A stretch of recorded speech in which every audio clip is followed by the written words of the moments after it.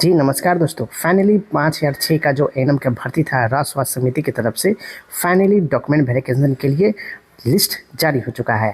Document verification में बहुत सारे यूट्यूबर जो है वीडियो बनाते हैं और कहते हैं कि हमको आचरण प्रमाण पत्र लगेगा, कोई फिटनेस लगेगा, कोई इनकम सर्टिफिकेट लगेगा। तो बहुत सारे वीडियो बना के बहुतों कैंडिडेट को भ्रमित कर दिया गया है। तो हमको बहुत सारे मैसेज आने लगे हैं कि सर बताइए वाकई में डॉक्यूमेंट वेरिफिकेशन में क्या क्या लगेगा, क्योंकि फाइनली जो है 10 दिन पहले ही आंसर की निर्गत हुआ था और आंसर की में ही सब अनुमान लगा लिया था कि हमारी जो रिजल्ट होने वाली है वो किस आधार पर होगी। क्योंकि जो एग्ज़ाम था वो एग्ज़ाम आपको 17, 18, 19, 20 को ये 3 डेट में एग्ज़ाम हुआ था और एग्ज़ाम के परिणाम जो है वो आ चुका है और डॉक्यूमेंट वेरिफिकेशन में साफ क्लियर कर दिया गया है। तो हर चीज़ की जानकारी इस वीडियो के माध्यम से देंगे। तो चलते हैं, शुरू करते हैं।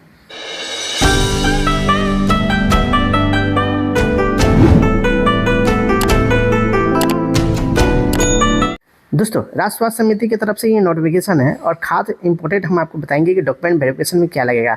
उससे पहले मैं बता दूं कि बहुत सारे कैंडिडेट जो है जो तिथि और समय स्थान दिया हुआ है डॉक्यूमेंट वेरिफिकेशन के लिए।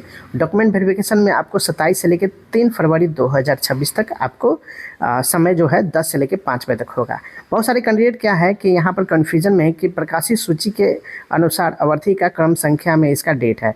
तो क्रम संख्या जो होगा, सीरियल नंबर जो आपका होगा डॉक्यूमेंट वेरिफिकेशन में, डॉक्यूमेंट वेरिफिकेशन से यहाँ पर दिया। दोस्तों 27 तारीख के जो बैच में है, फर्स्ट बैच में 10 से लेकर 1 बजे तक डॉक्यूमेंट वेरिफिकेशन का दिया हुआ है। तो यह सीरियल नंबर जो दिया हुआ है 1 से 86 तक, यानी कि 1 से लेकर 86 तक के बीच में जो भी कैंडिडेट हो गए उनका यहाँ पर 10 बजे से लेकर 1 बजे तक उनका डॉक्यूमेंट वेरिफिकेशन किया जाएगा 27 तारीख के डेट में।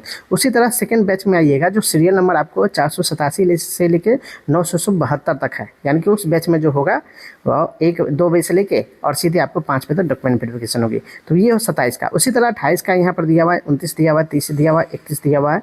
तो ये हुआ डॉक्यूमेंट वेरिफिकेशन के लिए। डॉक्यूमेंट वेरिफिकेशन में अगर एक भी डॉक्यूमेंट अगर त्रुटि आपको निकल गई तो फिर आपका ज्वाइनिंग में समस्या हो सकती है। तो डॉक्यूमेंट में क्या क्या चाहिए, तो चलते हैं, शुरू करते हैं। यहाँ पर बोलेंगे 15 नंबर पे पॉइंट में दिया हुआ है कि प्रमाण पत्र सत्यापन के लिए प्रमाण पत्र सत्यापन काउंसलिंग के दिन निम्नलिखित प्रमाण पत्र, अंक प्रमाण पत्र एवं अन्य कागजात मूल प्रति जो ऑनलाइन आवेदन के समय अपलोड किया है में अनिवार्य रूप से उसको एक 100 अभिपान्वित छायापति के साथ उपस्थित होना होगा।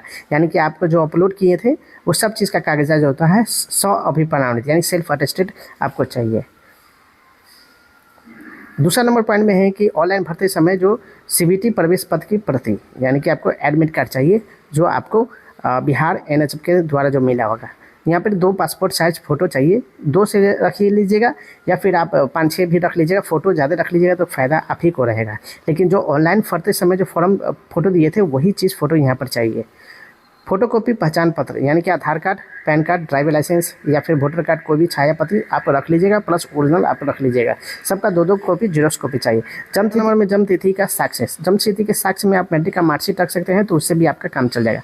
सभी क्षणीय योग्यता प्रमाण पत्र एवं अंग प्रमाण पत्र जो सहित डिग्री होती है जो 10वीं से लेकर इंटर तक होता है वो सब चीज़ रख ली जाए। जैसे मैट्रिक का मार्कशीट हो गया, मैट्रिक का सर्टिफिकेट हो गया, इंटर का मार्कशीट हो गया, इंटर का सर्टिफिकेट हो गया, और ये हो गया एएनएम का सारा साक्ष्य रख लीजिएगा। सक्षम पदाधिकारी का निर्गत का निबंधन प्रमाण पत्र, यानी कि जो आप एप्लीकेशन फॉर्म भरे होंगे उसी का प्रमाण पत्र यहाँ पर चाहिए। ठीक है, तो यहाँ तक बात आप समझ गए।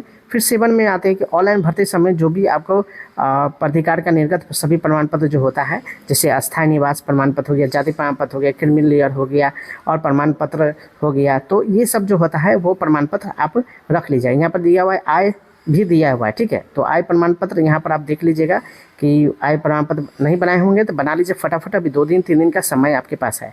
तो यहाँ बहुत सारे कैंडिडेट क्या होता है कि ओबीसी प्रमाण पत्र बना के ले जाते हैं महिला लोग, जो बहुत ज़्यादा वहाँ पर छटैया गिर जाती है। वहाँ पर कह रहा है क्रिमिनल ईयर बनाना है। ठीक है, क्रिमिनल ईयर बनाना है, यहाँ पर साफ किया हुआ है। दिव्यांग सर्टिफिकेट जो भी होंगे, विकलांग होंगे, तो वो सर्टिफिकेट आपको मिला होगा तो वो आप ले लीजिएगा। स्वतंत्रता सेनानी में बहुत सारे कैंडिडेट वहाँ पर देखे थे कि स्वतंत्रता सेनानी भी लगाए हुए थे, वहाँ पर सर्टिफिकेट उनको चाहिए। ठीक है, याद रखिएगा, एक भी अगर गलती होगा तो फिर आपको दोबारा मौका नहीं दिया जाएगा। विभागीय कर्मी के रूप में उम्र सीमा छूट पर प्राप्त करने वाले अभ्यर्थी का सक्षम पदाधिकारी से निर्गत कार्य अनुभव प्रमाण पत्र, यानी कि जो भी आपका छूट लेना चाहते हैं तो वो प्रमाण पत्र आप लिख दीजिएगा। अन्य संबंधित प्रमाण पत्र जो अभिलेख में लगाए होंगे तो वो आप रख सकते हैं। ठीक है, तो यहाँ तक आप समझ गए।